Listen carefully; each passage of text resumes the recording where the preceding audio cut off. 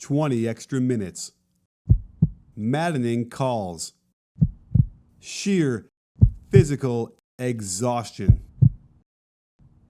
And it took a fresh set of legs to make an unlikely hero.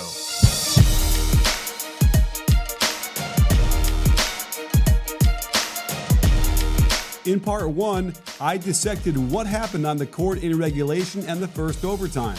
Now, let's get into the part of the game where toughness was challenged, character tested, and trust in teammates forged. Lillard has been cold from behind the arc the last 2 games, but shooters shoot.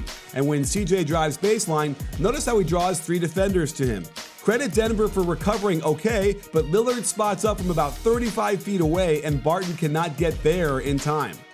Here's a nifty little play for Jokic to get the assist. When Millsap backscreens Lillard, it's not called out by Aminu, catching Lillard by surprise. Aminu must switch, but it leaves Dame on the wrong side of Millsap. A quick cut and floater ties the game. Denver wants to wind the clock down, and Jokic needs to emphatically get everyone on the same page. He wants to set the screen for Murray, again involving Cantor in the main action. Will Barton must have been confused where he should be because the timing of his cut to the left corner was unfortunate. It brings Dame into Murray's path at the moment when they caught Cantor leaving the ball and CJ out of position.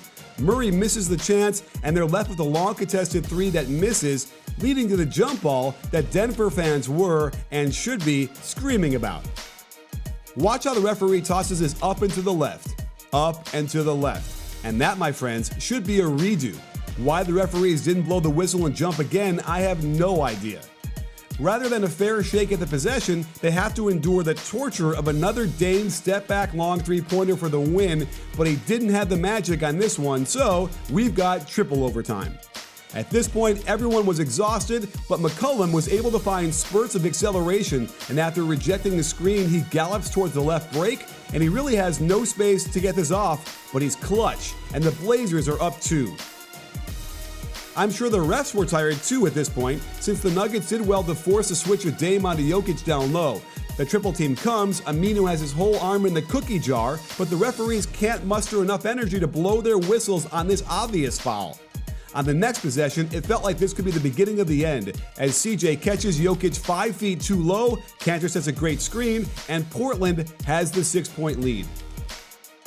The Nuggets finally go down to Jokic in the post, something we hadn't seen in a while, and a simple turn over the shoulder gets them back within 2.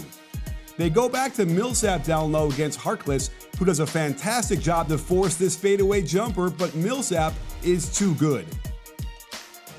This looked bad for Portland, down 4 with 31 seconds left. They obviously want a quick 2. Denver must make them take at least 8 seconds off the clock, but Craig is on top of them and in bad position, allowing them to score in about 5 seconds and basically giving them a 2-for-1. After a stop, it's do or die time for the Blazers. And if it's one-on-one Lillard versus anybody in the league, I'm taking Lillard every time.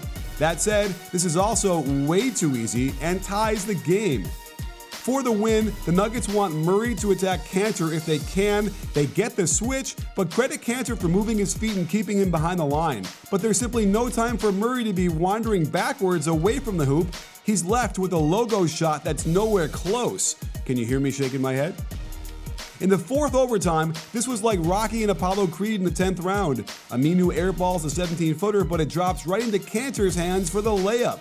Meanwhile, Barton crosses over on the flat screen set by Jokic. Cantor has sunk too low, and he hits the long 2.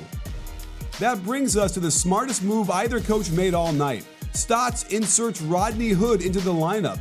He'd only played 20-some minutes, so he was completely fresh, and it showed. The Nuggets were forced to guard him with a smaller Murray, so Hood backs him down, gets into the lane, and just elevates over him. Same idea on this possession with under a minute to go, and while Murray did an admirable job to keep him in front, he's just too short to affect this jumper. The high pick and roll gets penetration on the pass to Jokic. Great job by Aminu to help and recover to take away the corner 3. But Millsap turns this into an ISO post-up from about 18 feet out, and more evidence to me that he needs a lot more shots. And that brings us to the most enthralling play of the night. Down by 1, the Blazers need to attack quick. Off a handoff, CJ can't turn the corner on Jokic, but it turns into a step back. Fantastic pursuit and contest by Beasley, but the long rebound comes back to CJ, and his instinct to make this pass in the air is next level stuff. And when Barton flies by on the shot fake, it's all Rodney Hood mama as he calmly lets it fly and drops it through for the 2-point lead.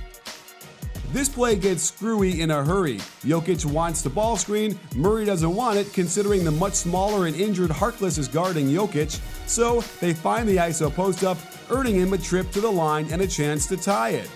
Again, look how tired he is, so it's hard to blame him for missing the first, but it was crucial.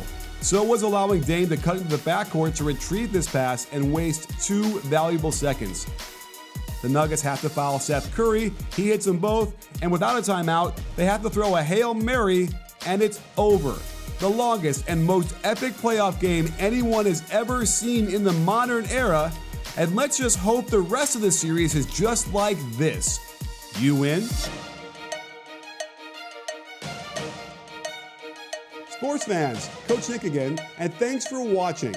If you enjoyed this video, then I've got a new online basketball membership where I share with you the best of what NBA teams are doing to help you be more successful on the court. Click the first link in the description or the pinned comment below to learn more. And don't forget to like and subscribe and let me know how you feel about today's video. Check your settings to make sure you get notified each time we drop a new one. After all, at BBallBreakdown, we're not a channel, we're a conversation. You in?